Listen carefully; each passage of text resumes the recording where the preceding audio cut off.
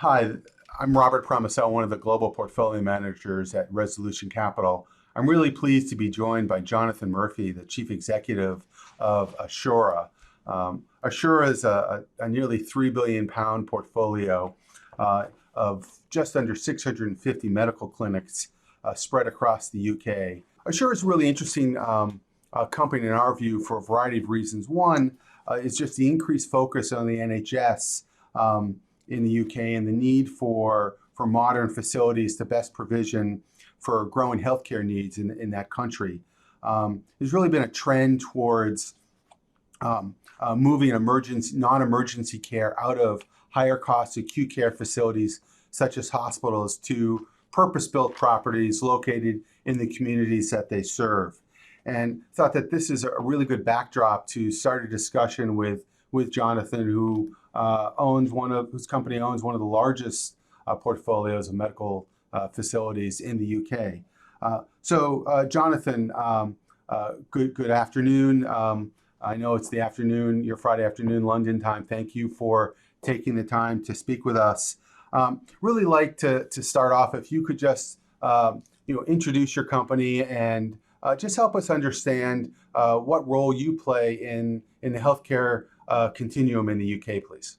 Absolutely, Robert. And thank you very much for the introduction to do this to do this podcast. Really, really happy to be involved in the conversation. So Assura, we are the as you say, we're one of the largest owners of medical centres in the UK. So we're talking about community health facilities. Predominantly, almost exclusively let to or funded by the NHS. And the role our facilities play is that all important out of hospital treatment and care that you talk about. So yes, there's a whole network of private and public large scale hospitals in the UK, but where we're supporting is around that community provision. So you're talking about a health centre where you could have 12 doctors, you'll have a handful of nurses, and there'll be a range of services that you can receive from that location. And the whole strategy of the NHS is around trying to get those facilities more in use. So to try and prevent you from going to hospital, because if you go to a hospital, that's going to cost the NHS about 4 or 5 times what it would cost to be seen and treated by your local GP, by your local family doctor. So we're about supporting that network. So as you said, we've got just under 650 of these. We've got about a 10% market share across the UK. So not a not a massive position, but a significant portfolio. But one of the key problems we have is the UK is characterised by a real lack of investment in quality healthcare spaces. So we've got a portfolio that is fit for purpose, modern, it's flexible, it's reasonably sustainable, and happy to talk about that a bit more later. But the reality is that's not what everyone else. That's not the rest of the provision. So you've still got a quarter of the facilities which actually predate the existence of the NHS, which is pre-1948. So you are talking about 70, 80, 90, 100-year-old residential buildings that are effectively masquerading as health centres, and these need to be replaced. They're not fit for purpose anymore. They don't meet any sustainability guidelines. They don't meet any clinical guidelines either. So this is the backdrop really, and this is the big opportunity for us as a business. Is modernising and providing that fit for purpose modern estate for the NHS. Though obviously the timing of that is, as ever, in the hands of the government and the funding profile that they make available. But it's absolutely a requirement, and it's a core space for us. That's great. That's great. Just curious, is there when you say the older properties aren't fit for purpose? I imagine they're multi-story. They don't have proper elevator access.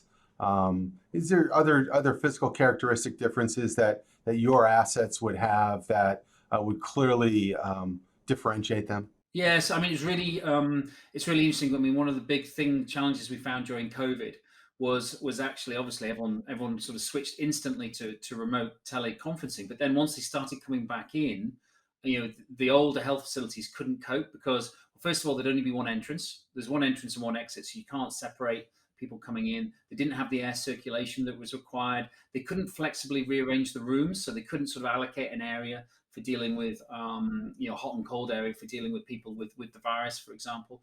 The corridors are too narrow.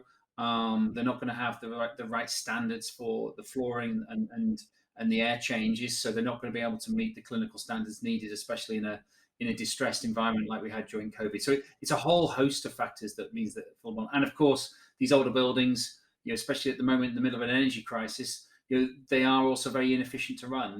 They're not well insulated. They don't have the latest technology to be more sustainable.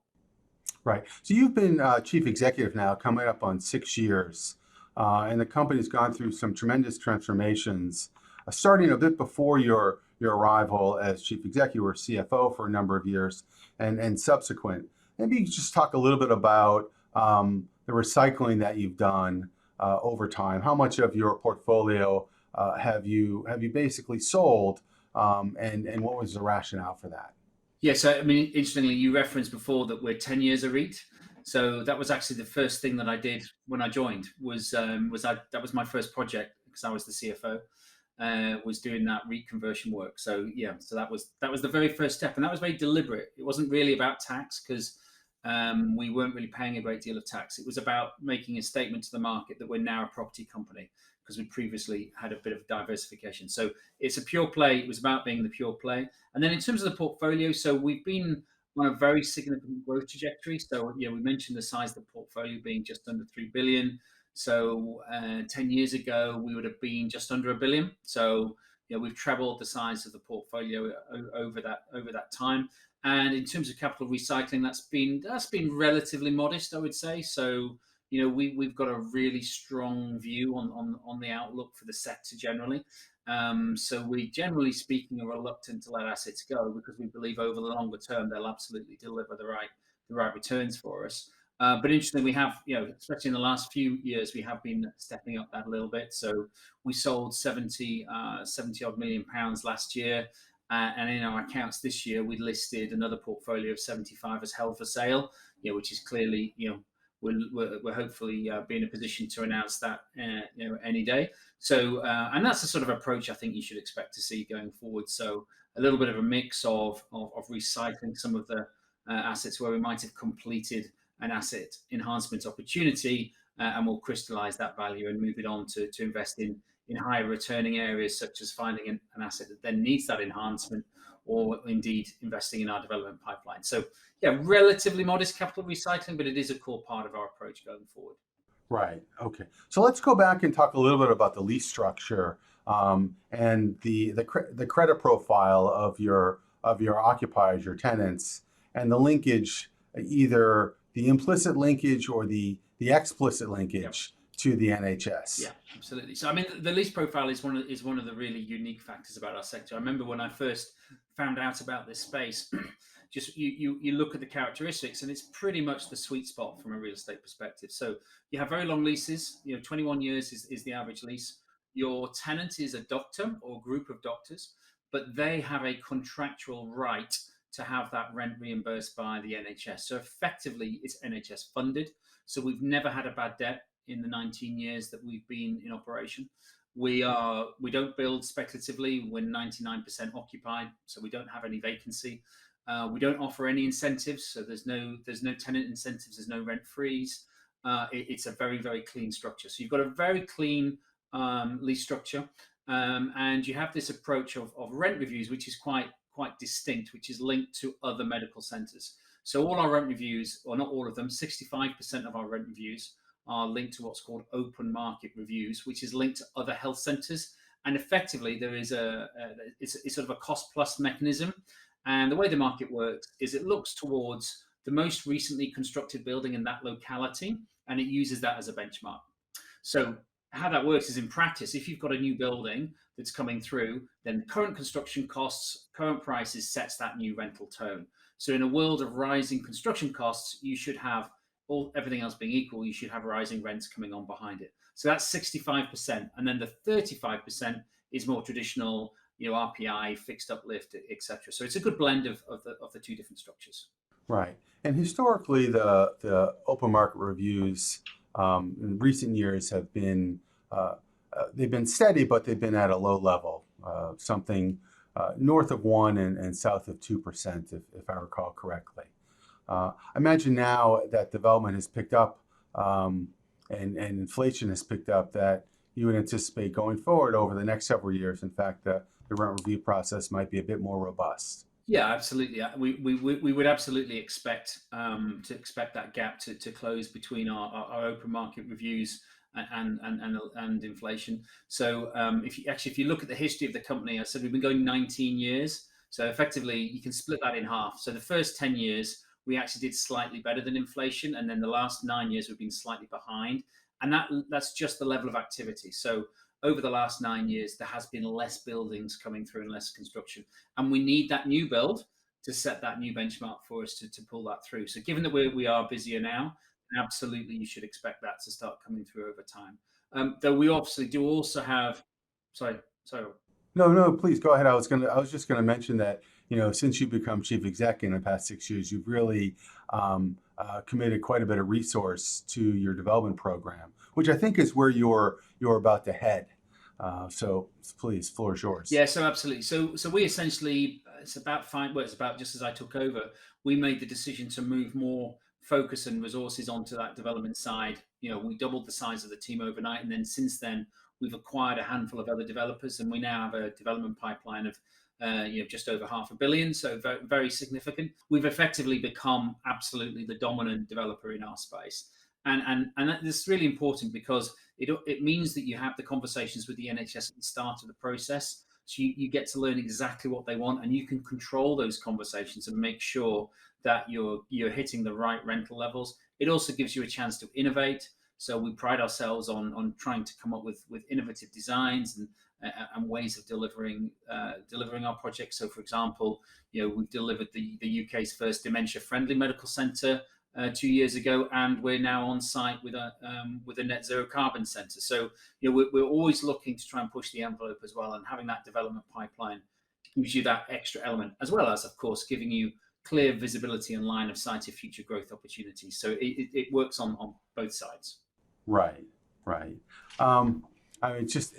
Maybe if I recall correctly, as you've grown your development program, your share of activity has grown considerably. Just maybe talk a little bit about what your market share is for NHS-backed community clinic developments, please. Yeah, so we typically, if we go back before I took over, we were probably winning between 1 in 4 and 1 in 5 of all the opportunities. So we had about a 20-25% market share.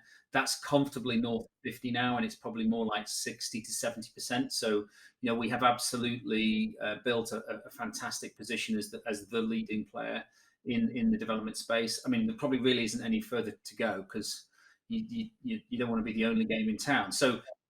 But we've massively increased our exposure. But also the good thing is the level of activity has increased significantly over the last few years. So we're now on site with 16 schemes, whereas 5 years ago we probably were on site with 2 or 3. So clearly you can see there's been a very significant uptick. So the NHS, the level of activity for the NHS has increased, and then your share of that activity has increased, right? And then I believe there's also some product extension, which could indicate some preference for Assura as a developer of choice, perhaps, by the NHS. You, for instance, have now developed a large, it's outside of being a medical clinic, but it's NHS-backed, the ambulance service that you've built. Yeah, so we very deliberately looked to expand the range of projects that we work on. So we've been working directly with the NHS, as you say, on the ambulance hub. So this is a state-of-the-art facility in Birmingham. It's essentially it is partially clinical, because it does have the capacity to treat patients as well. But it's also the training facility and as well as the storage for all the backup for the ambulances in the whole of that area. And we're also doing another big project up in the northeast, which is a training facility plus a primary care centre next to a big hospital up in the northeast. So yeah, absolutely, we've been broadening out our the scope of our projects. Right. So one thing that I think is really interesting, you mentioned, one of the things that you've mentioned, I think is interesting, is the net zero carbon center that you're developing. And I'm just wondering if you could talk a little bit about how this project came together, what the scope of planning really has been, and how much of this need for net zero carbon was really tenant driven, and then finally, and sorry for the slew of questions, but I think you know where I'm headed. Just talk a little bit about the cost side of things, Yep. and how the costs could be were affected by the commitment to net zero. Yeah.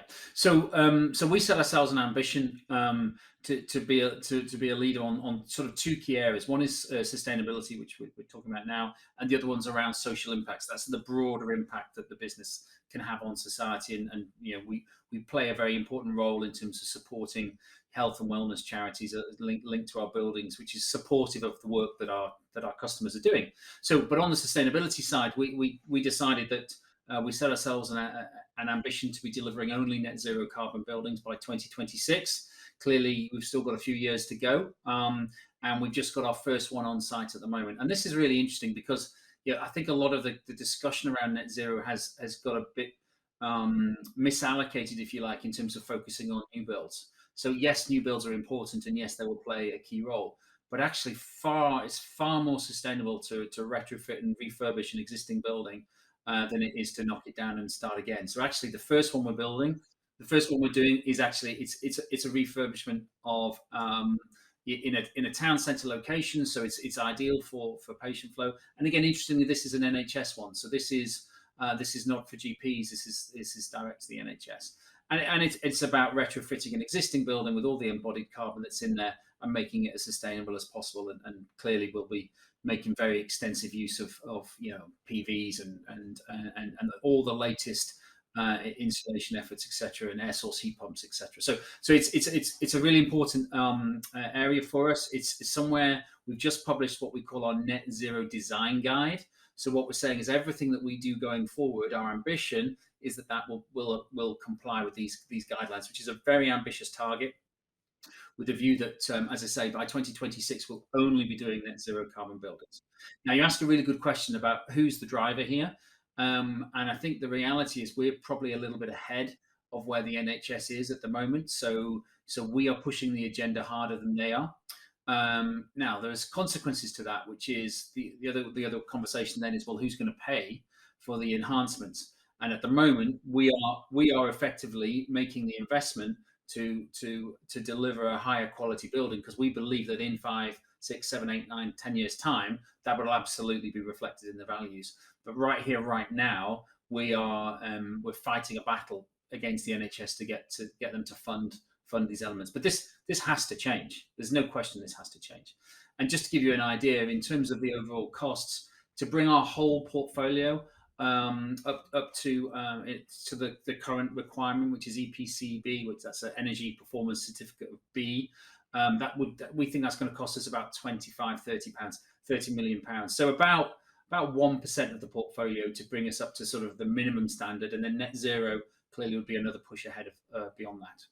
Sure. So I understand that the existing building you're doing is really a project is a refurb. What do you think the additional cost would be?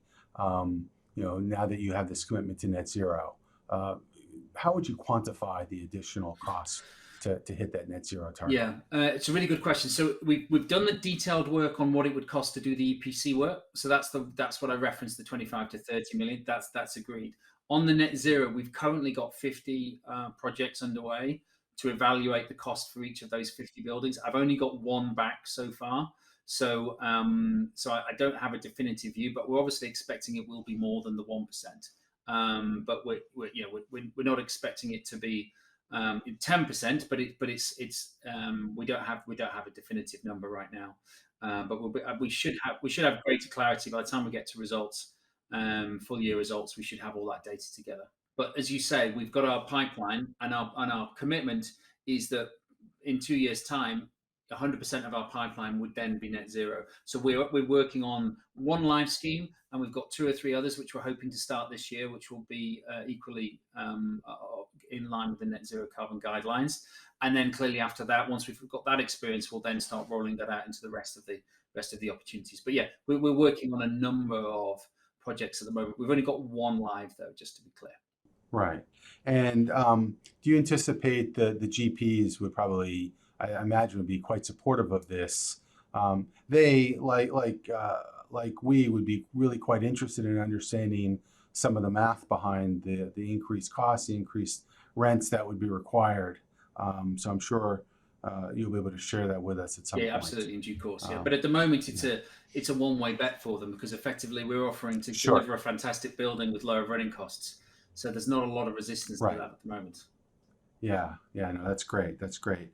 And then you referenced the components of your 6x6 strategy, the social and the sustainability component.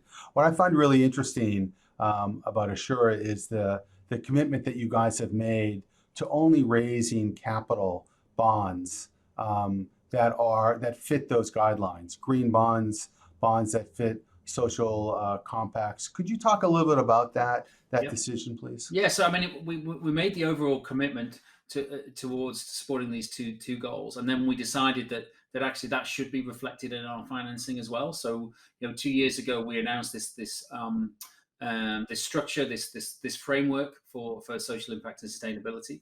Then we launched our first bond, which we did as a social bond. So we're actually the first UK property company to launch a social bond, and we raised £300 million on a 10-year tenure at a 1.5% coupon. And then the following year, we had some more data on the portfolio, so then we were more comfortable to sign up to the sustainability part. So then we launched a sustainability and social impact bond, and again we were able to raise another 300 million at 1.6% for a 12-year time. So it's been fantastic in terms of going about things the right way.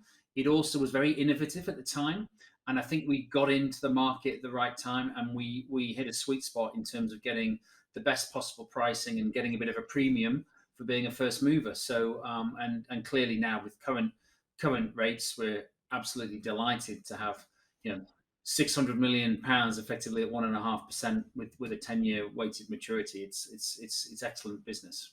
Yeah, nicely played. Um, are there?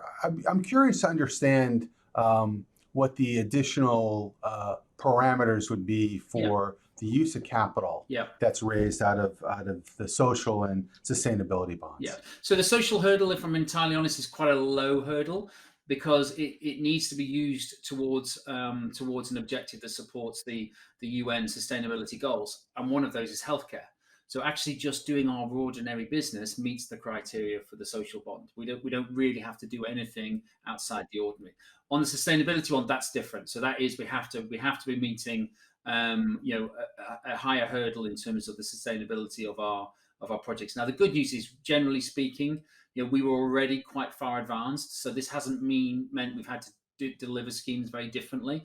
We've just had to tweak things a little bit to make sure that they meet the sustainability criteria. So it's quite a high bar on the sustainability side, but a relatively low bar on the social side because of the nature of our business. Whereas for a more general business, that would be a bigger challenge. But for us, effectively, that was a bit of an easy hurdle to meet. That's great. We've covered a lot of ground. Are there other things that maybe you'd like to touch on that we haven't raised yet? We've covered really quite a bit, Yeah, absolutely. frankly. I mean, I guess just the final comment would be more about as we look forward in terms of what we're looking to do over the next few years. We're very much focusing on our development activity.